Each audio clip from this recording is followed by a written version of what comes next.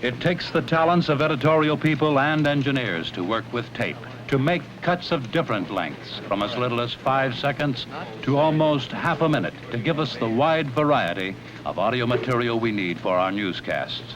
I'm Mark Richards, manager of news for the American FM radio network and assignment manager for the 4 ABC radio networks. This is really where it's at here at ABC Radio. I'm in Studio 6T, one of 3 operation studios where the material from our correspondents across the nation and around the world is processed 24 hours a day, 7 days a week. Material we take in by radio telephone, cable circuit, radio circuit, by a network line from the major cities across the country, and the regular telephone booth at the scene of any major story. It's my job to maintain a liaison with correspondents and stringers overseas and at home. This involves maintaining a correspondence book that includes vital information on how to contact the men at any time of the day or night and how we route their material into New York. Visitors often ask us how many people work here. Well, more than 100 over a 24-hour period, and at peak times of any given day, as many as 50 at the same time. Managing editor, Nicholas George. When we can get all the news managers and the news editors together, we usually get together here in the conference room because we do believe in communicating among ourselves to a degree. Time does not always allow us, but when we do, we meet here in the conference room, and the man who usually leads off the sessions is Tom O'Brien, the director of ABC Radio News. As you know, we've had a lot of concern about the tremendous amount of volume that's flowing over our news desk. 84 news shows a day, 4 newscasts an hour. We feel that there's been too much division, having different editors do maybe a contemporary newscast or an information newscast and then come back and do an FM newscast. What we're trying to do now with this new schedule that we have worked out, and Nick's going to talk about it, is give you the luxury of having 1 newscast an hour to worry about, because these newscasts all hit a tremendous audience. We have over 1,150 affiliates, and we certainly want to make sure that our product continues to be the best in broadcasting.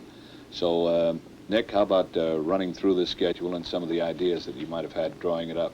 Well, excuse me. Dick Dressel drew up the schedule. All I can tell you the philosophy behind it, and you've touched on it. We're actually going back to where we started, but in a little different sort of way. I think possibly we've tried just about every system short of the old system, and the RIM editors, I think, at times have felt a little out of it, and the charge editors have felt a little overburdened. So now it's every editor for himself. His cast is his cast. He picks the tape.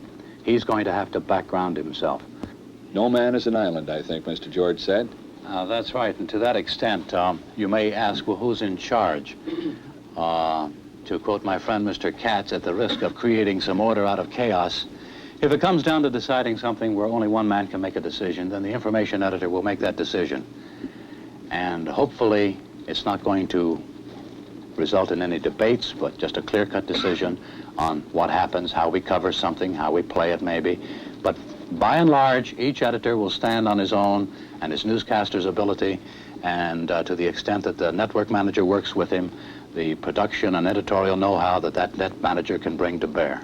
I'd just like to make one point, and that is that on the schedule we've built in 2 hours of preparatory time for the editor to look over cables, read copy, background himself, so he knows what's going on that morning when he comes in. We'd like to instill in everybody, and well, specifically for the FM manager or FM editor, I'd like him and the ops man to come up with the best newscast possible for FM. I want it to be better than the information newscast. Mark, I can see where what you say is going to be echoed by Dick Dressel for contemporary and George Phillips for information and Peter Katz for the entertainment network. We do demand a lot from our editors. We want full use made of audio material, and we want scripted stories which go beyond a rehash of wire copy. I'm Gary Armstrong. I'm an editor. One of my main jobs is to make sure that reports from our correspondents, domestic and overseas, that the reports are used heavily in our newscast. We have what you call daily fact sheets. When we take these sheets, we Xerox them off, and in our newscast, we either paraphrase them or quote them directly. The main reason for this is to give an extra dimension to the major news stories of the day. We have wire services, and we use these correspondence reports to flesh out these stories, and we like to think that our handling of newscasts by use of correspondence reports are more fully developed. I'm Paul Constantine, a production assistant. There are three of us here. When a story breaks, the editors will ask us to further research a story. We'll go beyond what the wires say. We'll use our audio tape library and our reference library to find out how many people are in a town that's being flooded, how many people are in a riot, what are the dimensions, what are the geographic locations. I'm Al Adel with the FM network. In addition to doing newscasts on FM, I and my colleagues cover stories out on the street. This is not happenstance. This is a prerequisite here. We're expected to be able to not only read news on the air, but report it as well as it's happening. Yeah, Dave, this is Gil at the White House. We have finished a briefing. Ziegler's given us a pretty heavy schedule, rather interesting for the president tomorrow. I'll have at least 2 spots incoming. As soon as I have them written, I'll have Rusty get in touch with you. All right, we should be able to feed in about 5. Probably the busiest of our bureaus is Washington. Next to New York, the largest bureau. We originate daily newscasts from Washington, and there are the beats to cover: Capitol Hill, the State Department, Pentagon, Supreme Court, and the White House. We maintain full broadcast facilities at the key locations around town, and we have extensive facilities at the White House. Hey, listen, we've got a show about 7 minutes from now. Put the first spot into edit 2, and we'll take the second one in a few minutes. Okay, thank you, Rusty. We can tape record our Washington men on the scene or put them on the air live, even if a newscast comes from New York, Chicago, or Los Angeles. Yeah, John David, this is Rusty. Bill Gill's got a spot to fall from the White House. Good, count and go. We'll give a 5 count. 5, 4, 3, 2, 1. President Nixon will visit members of the Senate tomorrow morning. He plans to remain there on Capitol Hill for lunch before returning here to the White House. And later in the afternoon, Mr. Nixon will also visit the State Department, where he will greet staff members. Earlier today, the president conferred for more than 2 hours with congressional leaders here in the White House. This is Bill Gill at the White House.